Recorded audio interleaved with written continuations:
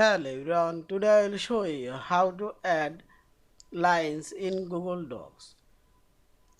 Open your Docs file and first select your line position and place your cursor.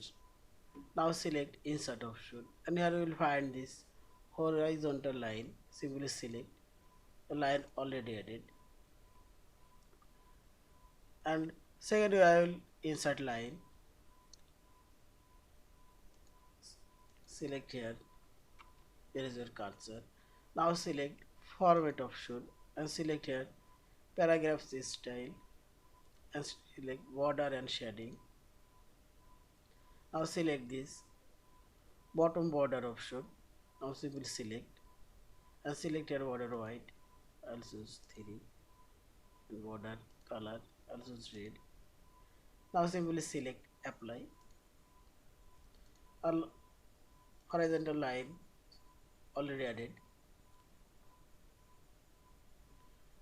Now I'll insert vertical line. Simply select your text. Now select format option and select this border and shading and select this left border option. I'll choose border color red and white 3pt. Now simply select apply and see this vertical line already added at left side. Yeah. Thank you for watching. Please subscribe, like, share and comments.